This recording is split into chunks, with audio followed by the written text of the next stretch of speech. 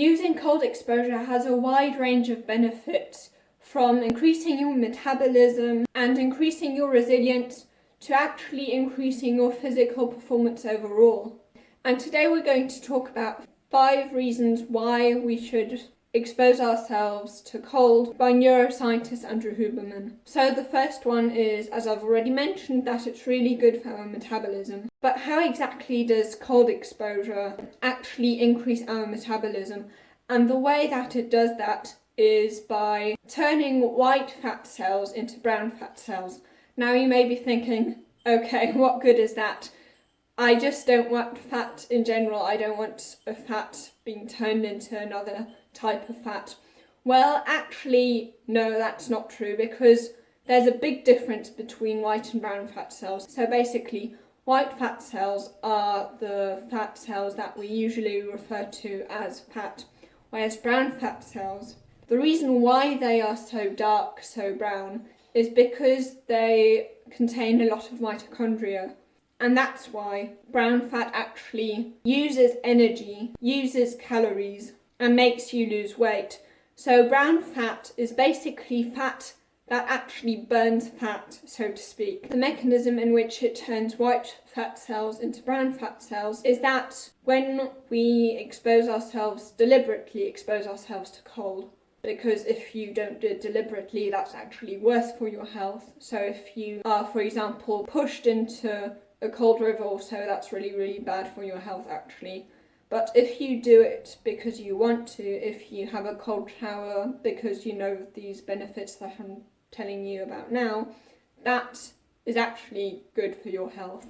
And what happens when you do deliberate cold exposure is that norepinephrine is released. This norepinephrine binds to receptors on the surface of these white fat cells and activates downstream pathways such as UCP1, which is basically uncoupling protein 1. And this then increases mitochondrial density.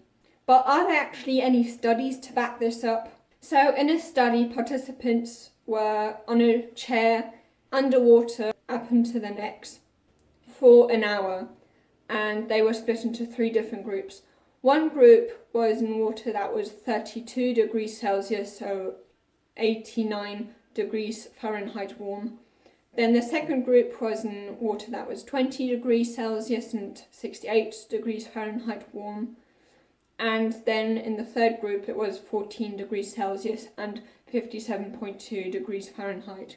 Now, this isn't necessarily very cold for cold showers. However, they did this for a very long time, and therefore they got these same benefits because they did it for so long. And what happened in the second group, metabolic rate actually increased by 93%, and in the third group it increased by 350%, which is huge. And what they also found in the study, and this would lead me to the second reason why we should deliberately expose ourselves to, for example, cold showers and so forth, is that in the third group they also had a 250% increase in dopamine and a 530% decrease in norepinephrine. Now you may be thinking, 530% increase in norepinephrine, that sounds really unhealthy because it's a stress hormone. And yes, it is putting your body in a very stressful state. However, what they also found is that cortisol wasn't released. And cortisol is released when it's like stress that is actually unhealthy for us. And not all stress is actually bad for us. There's actually what a certain scientist called eustress. I don't know exactly how to pronounce his name, Hansile or something like that. And this is actually stress that is kind of good for us.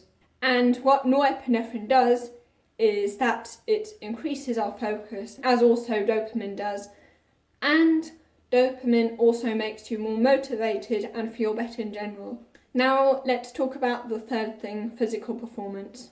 In a meta-analysis of 52 studies, they found that cold exposure was good for recovery, especially for high intensity exercises, and that it increases muscular performance, decreases muscular soreness, and also pyruvate kinase, is critical to muscle contraction. Pyruvate kinase can only function in a very narrow range of temperature, which is a little colder.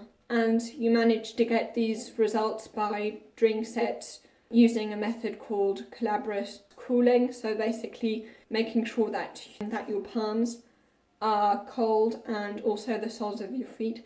Now, obviously in gym this is really impractical because I don't think the other people in the gym would necessarily be very happy about you taking off your socks and being there barefoot, especially if you've got athlete's feet. So just for practical reasons and to not piss other people off, don't do that. But what you can do without getting on anyone's nerves is cooling your palms. And they also found that glabrous cooling actually makes you be able to run longer at the same given speed as participants who didn't do this glabrous cooling thing. And it also makes you be able to do more dips, more bench presses, more pull-ups if you do this between sets. And when it comes to pull-ups, if you do this in between sets, it actually increases the volume you are able to do by 144%. And what makes this meta-analysis very reliable, these weren't untrained subjects, these were trained subjects. And this makes a big difference because with untrained subjects, they get bigger results more quickly because once your muscles are used to growing for some time, once you've trained them a lot, your progress actually starts to plateau. Therefore, if this actually increased all this in trained subjects, it will also definitely do this for untrained subjects. And then the fourth reason would be that it's very good against inflammation. Cold exposure, deliberate cold exposure, has actually found to increase anti-inflammatory cytokines IL-10, so interleukin 10, decrease inflammatory cytokine IL-6, interleukin 6. And obviously the fifth reason, it's also extremely good for your resilience because you can practice to mentally stay calm while your body is under stress. Now, if you want to know how to actually do deliberate cold exposure in a way that brings you the most health benefits, then you can watch this video here.